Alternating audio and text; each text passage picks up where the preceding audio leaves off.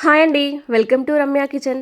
మనమైతే ఇవాళ దొండకాయ ఉల్లి కారం అయితే తయారు చేసుకుందామండి. ఇది చాలా టేస్టీగా ఉంటుంది దొండకాయ ఉల్లి కారం అనేది. దొండకాయ అంటే తినడానికి ఇష్టపడరు కదా! ఇలా ఉల్లి కారం చేస్తే చాలా ఇష్టంగా తింటారండి పిల్లలైనా, పెద్దవాళ్ళైనా. ఇప్పుడైతే మనం ప్రాసెస్‌లోకి అయితే వెళ్దామండి. నేనైతే ఒక పావు కేజీ వరకు దొండకాయలు తీసుకున్నానండి. వాటిని కడిగి ఇలా పెట్టేసుకున్నాను ఒక బౌల్‌లో. చూడండి, ఒక దొండకాయ తీసుకొని మీకు కట్ చేసి చూపిస్తాను. దాన్ని ఇలా మొదలు అనేది కట్ చేసి ఇలా పొడుగ్గా కట్ చేసి మనము దొండకాయ గుత్తి దొండకాయ చేస్తాం కదండీ! అలా కట్ చేసుకొని మధ్యలో కట్ చేసుకుంటే సరిపోతుందండి. మీరు ఇంతకన్నా చిన్నగా కట్ చేసుకున్నా పర్లేదు. నేనైతే ఇలా కట్ చేసుకొని పెట్టేసుకున్నానండి అన్నీ. ఇప్పుడు గ్యాస్ ఆన్ చేసుకొని కడాయి పెట్టేసుకోండి. దాంట్లో ఒక 2 టేబుల్ స్పూన్ల ఆయిల్ అయితే వేసేసుకోండి. ఆయిల్ కొంచెం హీట్ ఎక్కిన తర్వాత దాంట్లో ఒక 1 టేబుల్ స్పూన్ వరకు జీలకర్ర, అలాగే ఒక 1 టేబుల్ స్పూన్ వరకు ధనియాలు కూడా వేసేసుకోండి దీంట్లోనే.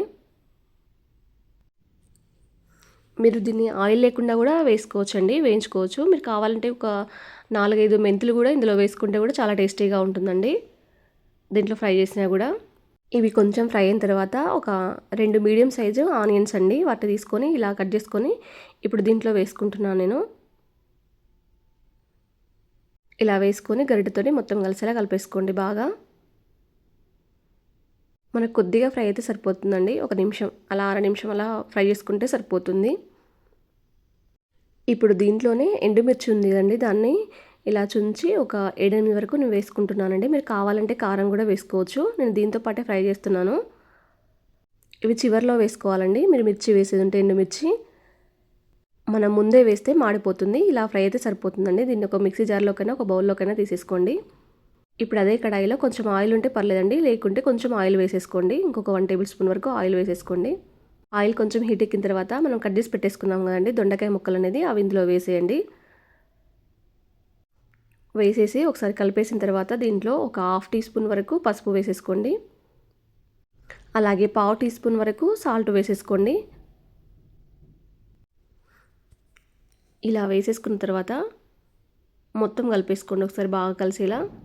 మనకు సాల్ట్ అనేది వేసుకుంటే తొందరగా మగ్గుతాయండి. పైగా మనకు దొండకాయ ముక్కలకి అనేది కూడా సాల్ట్ పడుతుంది. అందుకని ఇందులో వేసుకుంటే సరిపోతుందండి. మధ్య మధ్యలో కలుపుకుంటూ ఒక కొంచెం ఫ్రై అయ్యే వరకు కూడా మూత పెట్టేసుకోండి. మనం ఈలోపు మిక్సీ పట్టేసుకుందామండి.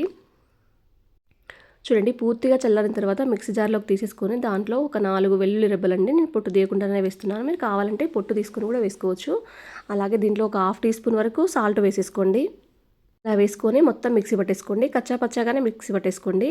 మరీ మెత్తగా మిక్సీ పట్టేసుకోకండి, ఎందుకంటే బాగుండదు. మనకు ఉల్లి తగులుతుంటే చాలా టేస్టీగా ఉంటుందండి ఇందులో. ఇలా మిక్సీ పట్టేసుకొని పక్కన పెట్టేసుకోండి. ఇప్పుడు మనకు దొండకాయ ముక్కలు అనేది మూసి తీసి చూద్దామండి. కొంచెం ఫ్రై అయినాయి కదా మనకు, ఇంకొంచెం ఫ్రై చేసుకుందామండి కొద్దిగా కలుపుకుంటూ అలా ఒక నిమిషం పాటు. ఇలా ఫ్రై అయిన తర్వాత ఇప్పుడు మనము పేస్ట్ చేసుకున్నదంతా ఇందులో వేసేయండి. ఇలా వేసేసి బాగా ముక్కలకన్నీ కలిసేలా ఆ పేస్ట్ అంతా బాగా కలిపేసుకోండి. గ్యాస్ అనేది సిమ్లో పెట్టేసుకోండి. ఇలా సిమ్లో పెట్టేసుకొని మూత పెట్టేసుకోండి ఒక 5 నిమిషాల పాటు. అప్పుడు మనకు ఉల్లికారం అనేది కొంచెం ఫ్రై అయిపోతుంది ఆయిల్లో. ఇప్పుడు మనం మూత తీసి చూద్దామండి. కొంచెం ఆయిల్లో ఫ్రై అయిపోయింది మనకు. ఉల్లి వాసన అనేది, మనకు పచ్చి వాసన అనేది పోతుందండి. ఇప్పుడు దీంట్లో నేను ఒక నిమ్మకాయ చింతపండు తీసుకున్నానండి, దాన్ని జ్యూస్ చేసుకొని ఇలా వేసుకోండి. వేసిన తర్వాత మొత్తం కలిపేసుకోండి అంత బాగా కలిసేలా. ఇప్పుడు దీన్ని పూర్తిగా ఫ్రై అయ్యే వరకు మనం మూత పెట్టేసుకోవాలండి. చూడండి, నాకు పూర్తిగా మగ్గిపోయింది. దీన్ని ఇప్పుడు సర్వింగ్ బౌల్లోకి తీసేసుకుందామండి మనము. అంతేనండి, ఎంతో టేస్టీగా ఉండే మనకు దొండకాయ ఉల్లికారం అనేది తయారైపోయింది. మీరు కావాలంటే చివరిగా కొత్తిమీర కూడా చల్లుకోవచ్చండి. ఇది అన్నంలోకైనా చపాతీలోకైనా చాలా టేస్టీగా ఉంటుందండి. నచ్చితే లైక్ చేయండి, షేర్ చేయండి, సబ్స్క్రైబ్ చేయండి.